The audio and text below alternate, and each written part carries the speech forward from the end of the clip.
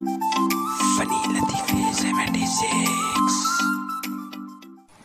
मरीज डॉक्टर के पास गया और बोला, डॉक्टर साहब, मैं बहुत खुश रहता हूँ, नींद सुकून की आती है, जिंदगी में अमन ही अमन है, हर काम में दिल भी लगता है, कोई परेशानी नहीं है।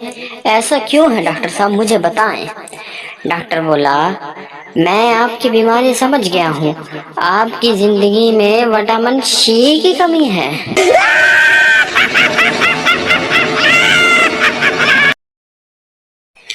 एक पागल खाने में एक सहाफी ने डॉक्टर से सवाल किया, आप किस तरह पहचानते हैं कि कौन जहनी मरीज है और कौन नहीं।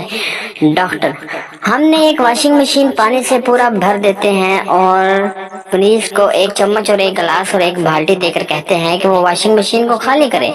सहाफी, अरे वाह, ये तो बहुत अच्छा है। यानी जो नॉर्मल शख्स होता होगा वो बाल्टी इस्तेमाल करता होगा क्योंकि वो चम्मच और गिलास से बड़ी होती है। डॉक्टर, जी नहीं, नॉर्मल शख्स वॉशिंग मशीन में लगे हुए टर्बाइन स्विच को घुमाकर मशीन को खाली कर देता है। आप 39 नंबर के बेड पर जाएं ताकि आपका पूरा चेकअप हो सके। नोट, अगर आपने भी बाल्टी ही सोचा था तो बराए मेहरबानी बेड नंबर 40 पर तशरीफ ले जाइए आप भी।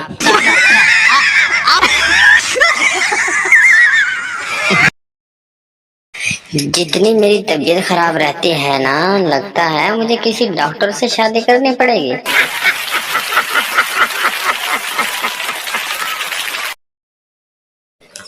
एक लड़की एक मेडिकल स्टोर के बाहर खड़ी स्टोर में रश कम होने का इंतजार कर रही थी। इसके चेहरे पर शर्म के साथ बेचैनी यो तबज्जुब के जज्बात साफ झलक रहे थे। आखिर काफी देर बाद जब मेडिकल स्टोर से रश खत्म हो गया तो वो घबराती शर्माती अंदर दाखिल हुई और अपने कांपते हाथों से अपने पर्स से एक पर्ची निकाल कर सामने रखी और शर्माते हुए बोली, मैं एक स्कूल टीचर हूँ, मेरी एक डॉक्टर से शादी तय हुई है, आज इनका पहला खत आया है, क्या आप पढ़ के सुना देंगे कि क्या लिखा है।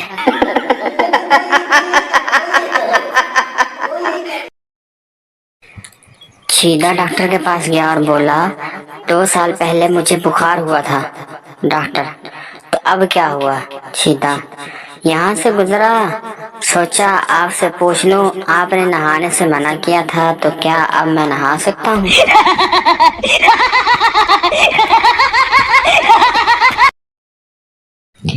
एक दोस्त दूसरे दोस्त से, डॉक्टर पर्ची पर क्या ऐसा क्या लिखते हैं जो सिर्फ मेडिकल स्टोर वाले ही समझ पाते हैं। दूसरा दोस्त, वो लिखते हैं, मैंने लूट लिया है, अब तुम भी लूट लो।